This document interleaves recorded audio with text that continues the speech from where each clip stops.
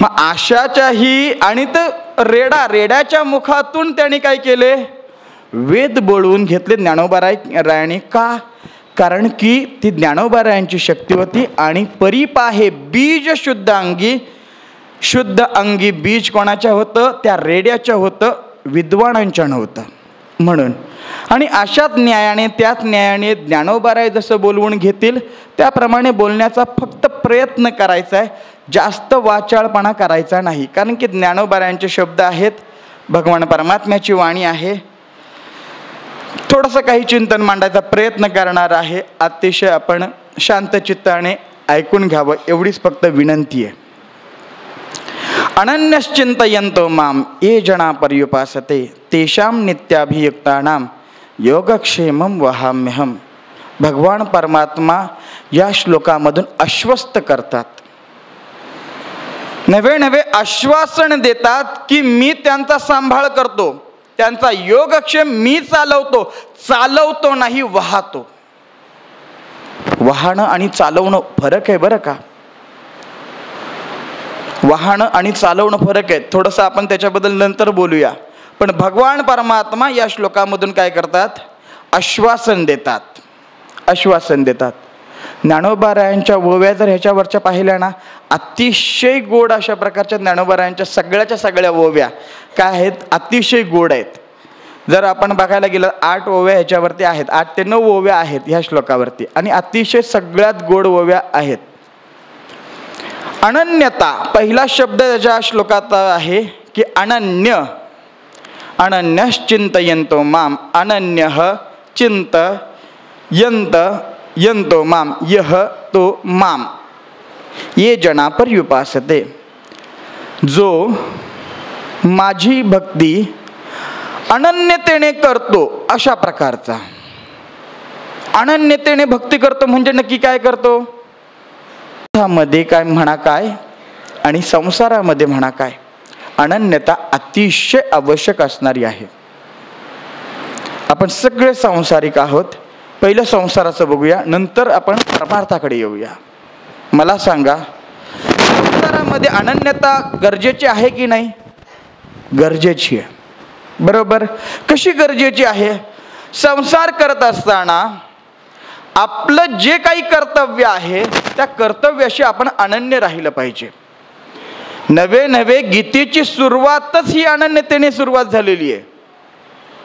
गीता सांगावी का लागली अर्जुनाला? अर्जुन म्हणायला लागला, वेपतुश्च शरीरे मे रोमहर्षच जायते गांडीवं संसते हस्तात त्वक्चैव परिदह्यते. भगवंता, माझ्या हातामध्ये हा गांडीव धनुष्य आता स्थिर राहत नाही, गळायला लागला. का गळायला लागला? देवा बघ ना, सगळेच्या सगळे माझेच आहेत.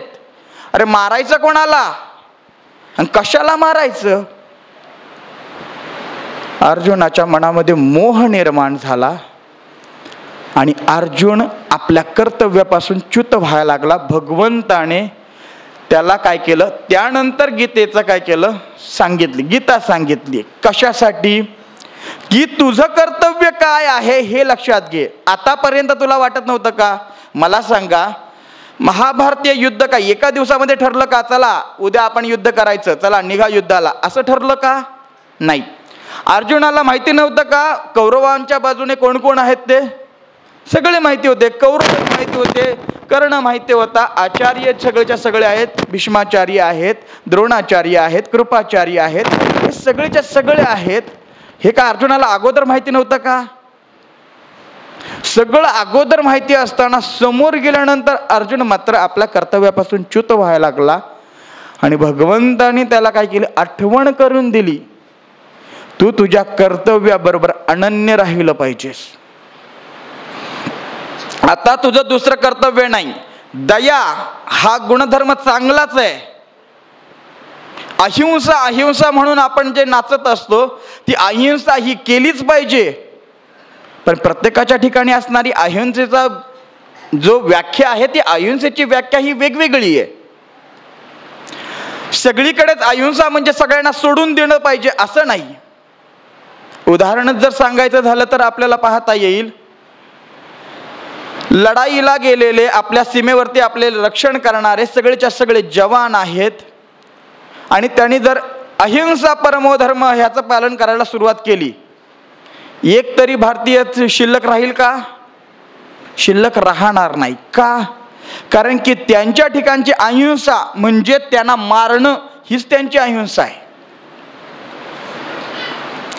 त्यांच्या ठिकाणी असणारे अहिंसेचा धर्म, त्यांच्या ठिकाणी असणारा त्यांचा धर्म, हे त्याला शत्रूला काय करणं? मारणं, हाच त्यांचा काय आहे? धर्म आहे.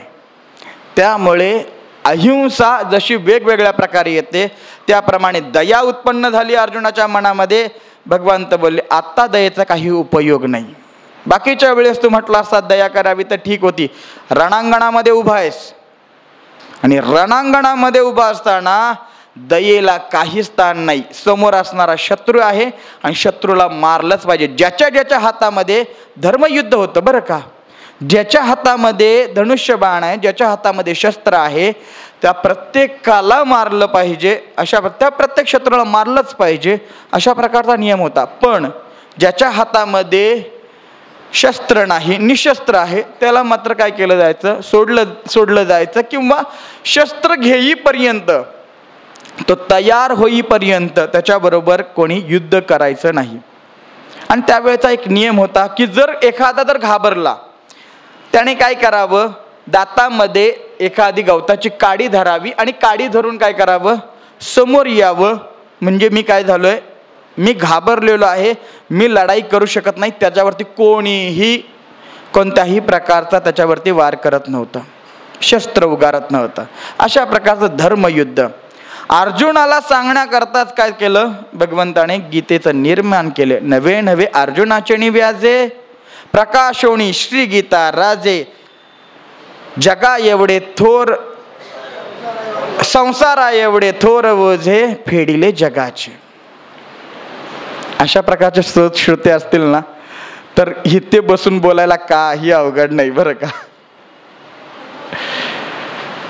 अर्जुनाचं फक्त निमित्त केलं आणि तुमच्या आमच्यामध्ये चालणारं, तुमच्या आमच्या संसारामध्ये चालणारं हे द्वंद्व आहे, हे जे महाभारतीय युद्ध नेहमीच चाललेलं आहे, त्याच्याकरता गीता आहे. परवाच वाचता वाचता एक प्रसंग वाचला आणि आता आठवला म्हणून सांगतो बरं का. तसा विशेष काही ह्या संबंधाने नाहीये, पण आठवला म्हणून सांगतो. सगळंच्या सगळं महाभारतीय युद्ध कोणी पाहिलं हो? धृतराष्ट्राने पाहिलं का? नाही, धृतराष्ट्राने ऐकलं. पाहिलं कोणी? संजयाने पाहिलं. बरोबर. तो बब्रुवाण तो राहू द्या, तो सध्या आपल्याला काही कामाचा नाही. तो तिकडे एका ठिकाणी त्याचं मुंडकं होतं आणि तो तिकडून बघत होता ते काय करत होता सगळंच्या सगळं. त्याला तसं सगळीकडे भगवंतच दिसत होता. लढणारे कोण होते हे विचारायला लागल्यानंतर त्याला सांगितलं कोण चांगलं लढलं. अरे काय सांगू, सगळीकडेच भगवंत होता, कोण कोणाशी लढत होतं हेच काही कळत नव्हतं. तो भाग वेगळा आहे. पण दिव्य चक्षुने ज्यांनी सगळंच्या सगळं महाभारतीय युद्ध पाहिलं ते म्हणजे कोण होते? संजय. संजयाने महाभारतीय युद्ध पाहिलं. कधीपासून पाहिलं हो मला सांगा? संजयाने महाभारतीय युद्ध कधी बघायला सुरुवात केली? युद्धाच्या पहिल्या दिवसापासून सुरुवात केली का? जर तुमचं उत्तर हो असेल तर तुम्ही चुकत आहात. जर तुमचं उत्तर हो असेल तर तुम्ही चुकत आहात. तुम्ही म्हणाल असं कसं काय? कारण की युद्धाची तयारी होत असल्यापासून तर भगवद्गीतेचा सगळ्याचा सगळा प्रारंभ आहे आणि तिथून तर सगळीच्या सगळे त्याने सांगितलेलं आहे. हे सगळं जेव्हा झालं ना, तोपर्यंत 10 दिवस गेले होते आणि 10व्या दिवशी धृतराष्ट्र आणि संजय एकत्र आलेत. आणि त्यानंतर धृतराष्ट्राने केलेला प्रश्न आहे काय? पहिला प्रश्न केला गीतेमध्ये, धर्मक्षेत्रे कुरुक्षेत्रे समयोत्ता युत्सवाहा मामका पांडवाश्चैव किम कुर्वत संजय. हे संजय मला सांग, युद्धासाठी माझे आणि पांडूचे पुत्र गेले असता धर्मक्षेत्रावरती म्हणजे कुरुक्षेत्रावरती गेले असता ते काय करते झाले? हा प्रश्न केला. आणि त्यानंतर त्याच्या अगोदर 10 दिवस युद्ध झालेलं आहे आणि त्याच्यानंतर हे काय करायला लागले? सांगायला लागले बरं का. मग त्याला पहिल्यापासून, आता दिव्य चक्षुष होते त्यामुळे पहिल्यापासून पहिल्या जेव्हा शंख फुकल्यापासून तेव्हा सगळंच्या सगळं त्याला दिसायला लागलं आणि ते काय करायला लागला, संजय सांगायला लागलेले आहेत. संजय आणि पूर्ण महाभारतीय युद्ध 18 दिवसाचं झालं. संजय आणि सगळं पाहिलं. सगळं पाहिल्यानंतर संजय याला काही खात्री पटेना की एवढा नरसंहार कसा काय होऊ शकतो. संजयाला खात्री पटेना. संजय बोलला की आता 18 अक्षौहिणी सैन्य एवढ्याचा संहार झाला होता. एक अंश जर माप आपण जर ग्रंथामध्ये पाहायला गेलं तर 45 लाख सैनिक, घोडे, हत्ती, बाकीच्या सगळंच्या सगळं वेगळं बरं का. एक अक्षौहिणी म्हणजे 45 लाख सैनिक आणि 18 अक्षौहिणी सैन्य मारलं गेलं. एवढाचा सगळा नरसंहार कसा काय होऊ शकतो. संजयाच्या मनामध्ये थोडंसं किंतु परंतु आलं आणि किंतु परंतु आल्यानंतर संजय स्वतः कुरुक्षेत्रावरती गेले आणि गेल्यानंतर ते पाहायला लागले. पाहत असताना सगळीकडे बघितलं तर खरंच नरसंहार एवढा घडलेला आहे. बघत असताना त्यांच्या पाठीमागे एक साधू उभे होते आणि साधूने संजय यांना सांगितलं, विचारलं की संजया, तू कशासाठी इथे आलायस मला माहिती आहे. तुझ्या मनातली घालमेल ही देखील मला कळतेय. कशासाठी तू आलायस. कारण की हा नरसंहार खरंच घडला का, मारली गेलीत का, हे पाहण्याकरता तू आलेला आहेस मला माहिती आहे. अशा प्रकारे म्हटल्यानंतर ते म्हटलं की हो, मी हेच बघण्यासाठी आलो. त्या साधूने पुढचं वाक्य उच्चारलं की संजया, तू जे पाहिलंस ती महाभारतीय युद्धाची फक्त एक बाजू होती. तू दुसरी बाजू अजून पाहिली नाहीस, अजून तुला समजली नाही. ती म्हटली महात्मन, संजयाने सांगितलं महात्मन कृपा करा आणि ती दुसरी बाजू मला समजावून सांगा. ते म्हटले ठीक आहे. महात्मे बोलायला लागले की हे संजया, महाभारतीय युद्धाची दुसरी बाजू म्हणजे प्रत्येकाच्या मनातलं द्वंद्व आहे. प्रत्येकाच्या मनामध्ये होणारं हे युद्ध आहे. तर म्हटलं कसं काय. म्हटलं एवढ्या महाभारतीय युद्धामध्ये सगळेचे सगळे मारले गेले. कौरव सगळे 100 कौरव असतानाही ते 100च्या 100 मारले गेले आणि 5 पांडव मात्र काय झाले, जिवंत राहिले. कसं काय शक्य आहे. ते म्हटले हे 5 पांडव म्हणजे तुमचे पंच ज्ञानेंद्रिय आहेत. ती काय आहेत, ती प्रत्येक ज्ञान करून घेण्यासाठी बाहेर पडत असतात आणि ती ज्ञान इंद्रिय त्याच्या सगळ्यांचा रथांचा, त्यांचा सगळ्यांचा सांभाळ करणारा जोपर्यंत भगवान परमात्मा असतो तोपर्यंत ते जिवंत राहतात. तर म्हटलं वा, खूप सुंदर सांगितलं. कारण की 5 पांडव म्हणजे आपली पंच ज्ञान इंद्रिय आहेत आणि त्याचा अर्जुनाचा सारथी नवे सगळ्या 5 पांडवांचाच काय आहे, सगळ्यांचं रक्षण करता भगवान परमात्मा आहे.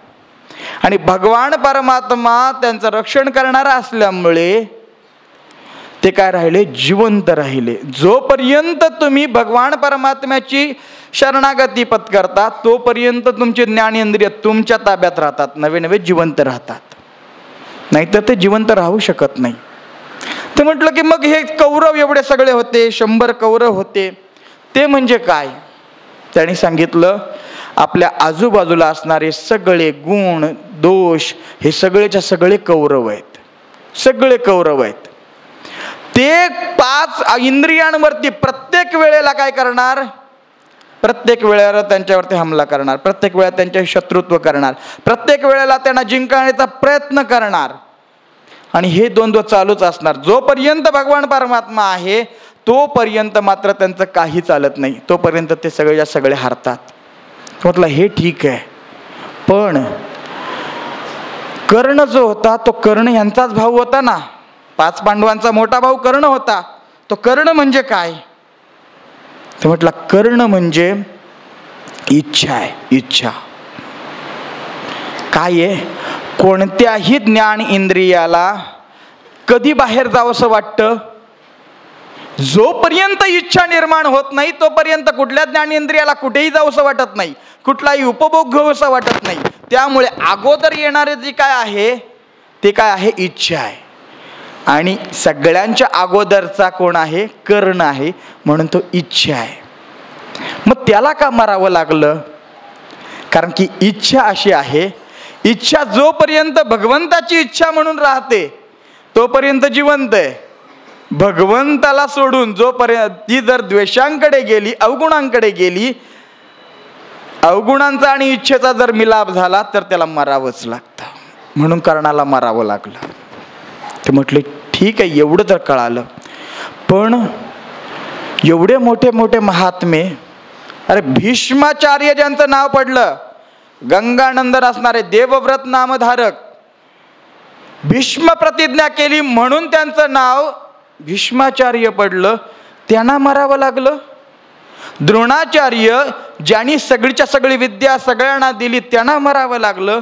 कृपाचार्य हे सगळीच्या सगळी मोठी मंडळी होती त्यांना मारावं लागलं. का मारावं लागलं त्यांना?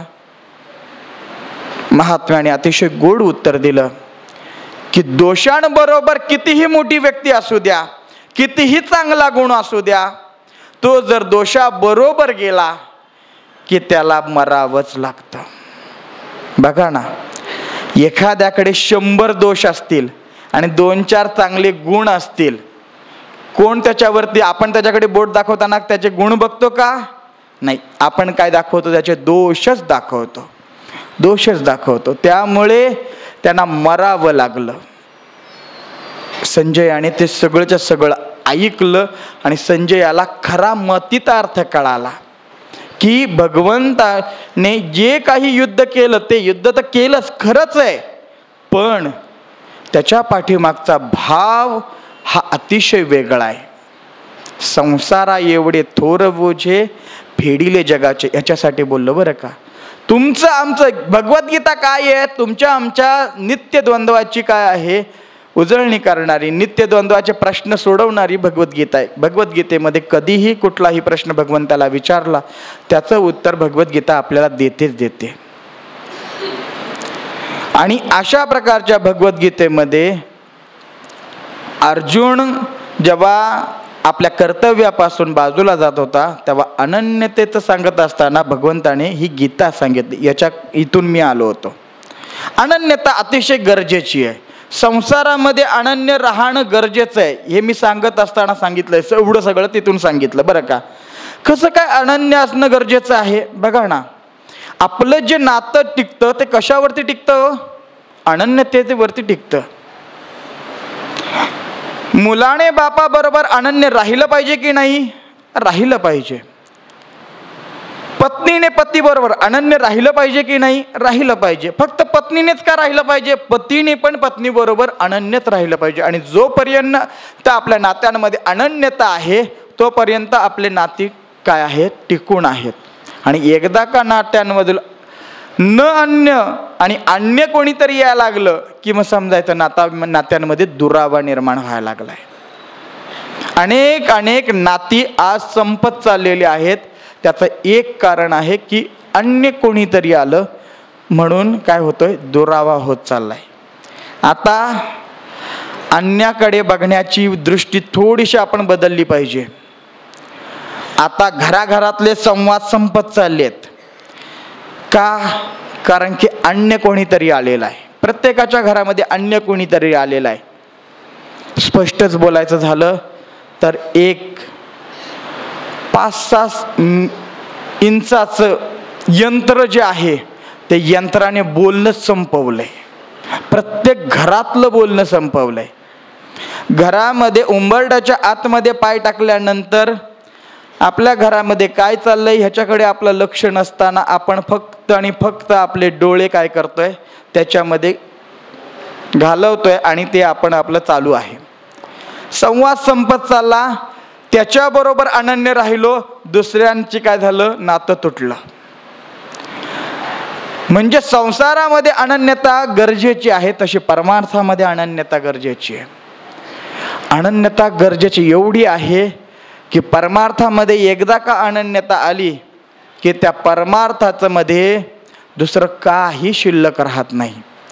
एकदा का भगवंताबरोबर आपण अनन्य राहिलो की त्या भगवंताबरोबर अनन्य राहिल्यानंतर आपल्याला दुसरं नवे भगवंताबरोबर अनन्य राहत असताना आपल्याला सगळ्यांचाच आपल्याला काय करावा लागतो, सगळ्यांचा संबंध तोडावा लागतो.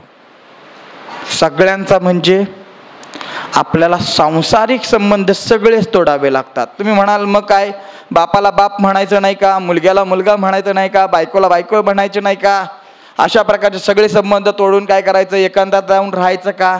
नाही. अशा प्रकारे काही करण्याचं गरज नाही. पण तरीही जर आपल्याला भगवंताबरोबर अनन्य राहायचं असेल तर भगवंताबरोबर अनन्य राहत असताना आपण जे काही करतोय ते भगवंतासाठी करतोय, हा एक भाव फक्त आपण आपल्या मनामध्ये ठेवला की भगवंताबरोबर अनन्यता आपली निर्माण होते.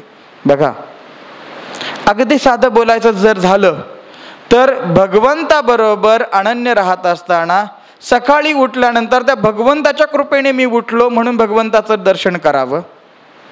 स्नान करत असताना भगवंताचं नामचिंतन करत स्नान करावं. त्याच्यामुळे मी स्नान करतोय नवे त्याच्यामुळे मी काय करतो, माझ्या अंगावरती पाणी घेतोय, हे भगवंताचं काय करावं, स्मरण करावं.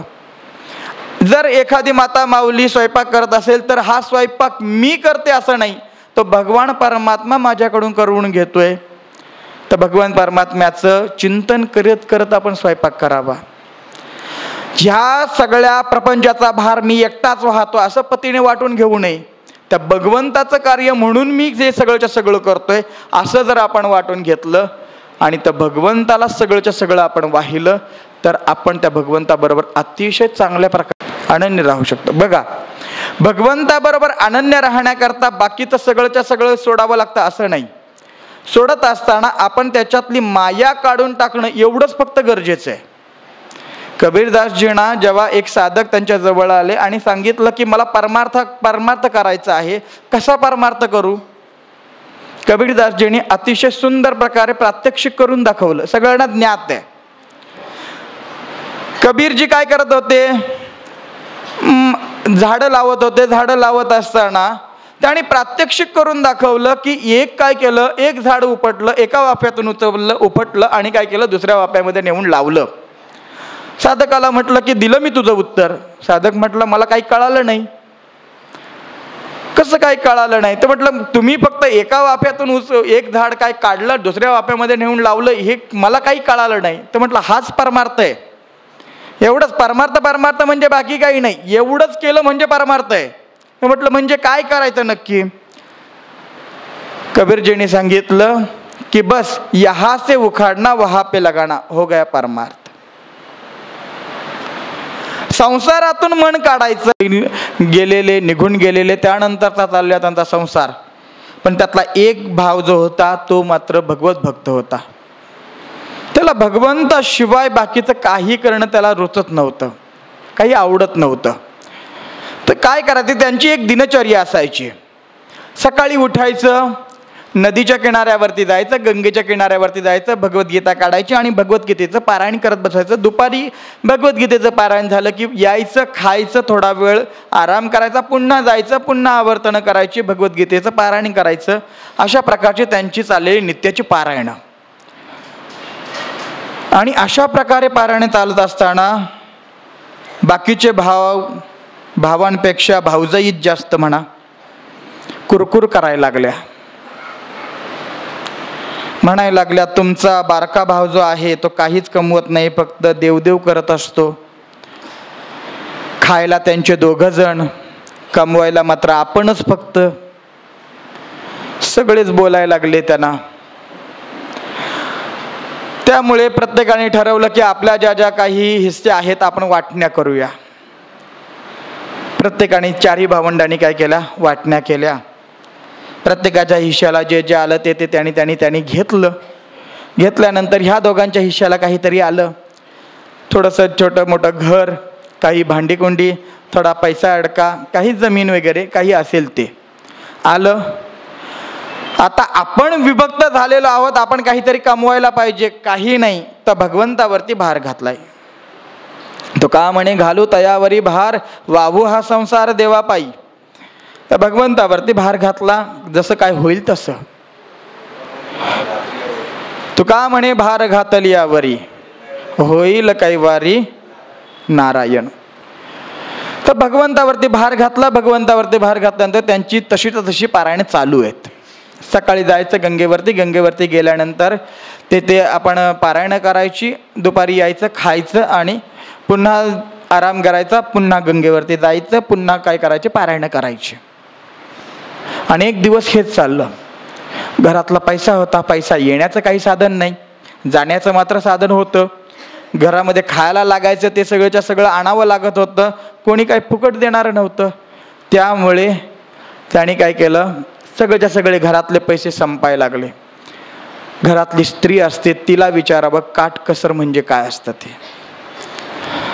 तिने जे काय होतं ते पुरवून खायला सुरुवात केली. सगळं संपायला लागल्यानंतर त्याने पतीला एक दिवस सांगितलं की आपल्या घरातले पैसे संपलेत, अन्नधान्य संपलंय. अन्नधान्य संपलं, आता अन्नधान्य नवीन भरायचं असेल तर आपल्याला मात्र काय करावं लागेल, काहीतरी पैशाचा आपल्याला बघावं लागेल. ते म्हटलं की आपली पलीकडच्या शेतामध्ये जमीन आहे. तिला समजलं काय करायचं. तिने ती जमीन विकली, पैसे थोडेफार जमा केले. काही दिवस अजून गेले. ते म्हटलं की हेही पैसे संपलेत, काय करावं. ती म्हटले अलीकडची जी जमीन आहे ती विका. ती विकली, तिचे पैसे गेले, जमीन सगळी संपली. परत त्यांनी काही दिवसानंतर त्याने सांगितलं की आपल्या घरातलं सगळं अन्नधान्य संपलंय, काय करावं. त्यांनी सांगितलं, महात्म्याने सांगितलं की आपल्या घरामध्ये आपण दोघंच आहोत, आपल्या घरामध्ये एवढ्या भांड्याकुंड्यांची काही गरज नाही. तिला समजायचं ते समजलं. बाकीची जेवढी लागतील तेवढी भांडी तिने ठेवली जवळ, बाकीची सगळी भांडी विकून टाकली, पैसे जवळ घेतले, पुन्हा संसार चालू झाला. काही दिवसानंतर तेही पैसे संपले. त्याने सांगितलं काय करायचं, आता हेही पैसे संपले. ते म्हटलं एवढे काही वस्त्र आपल्याला लागत नाहीत, आपल्याला 2 असले वस्त्र तरी आपलं भागतंय. बाकीचे वस्त्र विकून टाकली, पैसा घेतला आणि सगळंच्या सगळं चालू राहिलं. पुन्हा तिने समस्या मांडली की आपल्याजवळचे सगळंच्या सगळं अन्नधान्य संपले, काय करावं. आतापर्यंत अनेक वर्ष भगवंताची सेवा, अनेक वर्ष भगवद्गीतेची पारायणं सगळीच्या सगळी करत असताना सकाळीच त्यांना सांगितलं की अशा प्रकारे आपल्याकडचं सगळं संपलेलं आहे. आज जर दुपारचं जेवण आपल्याला करायचं असेल तर काहीतरी आपल्याला आणावं लागेल. सकाळ तिने बोललेले ते शब्द त्यांच्या कानामध्ये तसेच राहिले. गीतेच्या पारायणाला ते गंगेवरती गेले. गंगेवरती गेल्यानंतर पारायण करत असताना त्यांच्यासमोर हा श्लोक आला, अनन्यश्चिंतयन्तो माम ये जना पर्युपासते तेषां नित्याभियुक्तानां योगक्षेमं वहाम्यहम. वहाम्यहम हा शब्द ऐकल्यानंतर त्यांना वाटलं की भगवान परमात्मा वाहत नसेल, जर वाहत असता तर माझ्या संसाराचा भार त्याने वाहिला असता, तो फक्त चालवत असेल. त्यांना असं वाटलं की तो फक्त काय करत असेल, चालवत असेल. त्याने काय केलं, वहाम्यहम शब्दावरती काय केलं, आपल्या जवळचा बुक्का लावला, तो शब्द खोडला आणि तिथे चलाम्यहम शब्द लिहिला.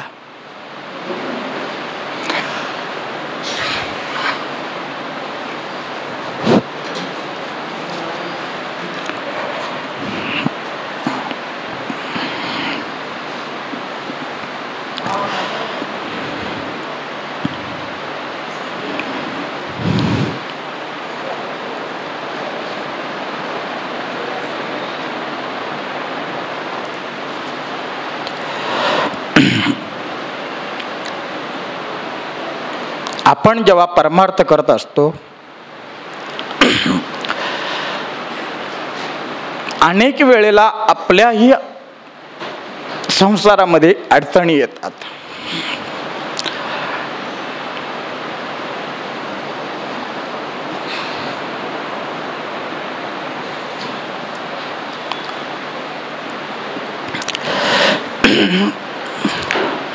तर भगवान परमात्मा आपला भार वाहतोच म्हणजे वाहतोच बरं का, तो चालवत नाही.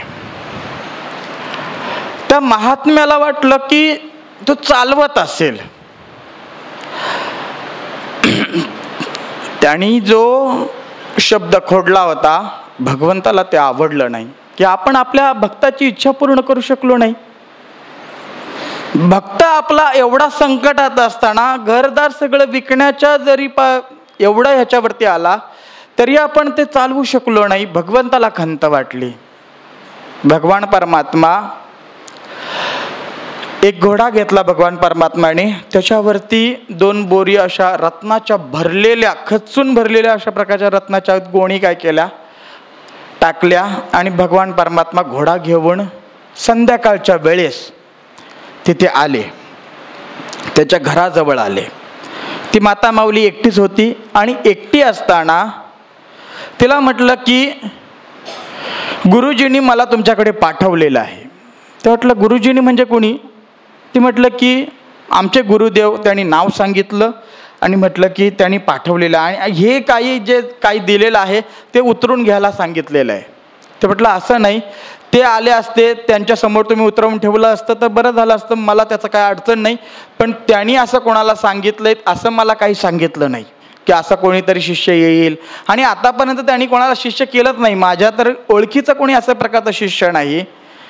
मग त्यांनी म्हटलं की बाबा अशा प्रकारचा शिष्य नाही, तर शिष्य नाही म्हटल्यावरती ते म्हणायला लागले की मी घेऊ शकत नाही. ती पत्नी म्हणायला लागली मी घेऊ शकत नाही असं म्हणत असताना ते म्हटले नाही नाही, गुरुजींनी सांगितलं मी ते ठेवून जातो आणि काय करा तुम्ही संध्याकाळी गुरुजी आल्यावरती मी वाटल्यास पुन्हा येतो, पण मात्र तुम्ही हे ठेवून घ्या.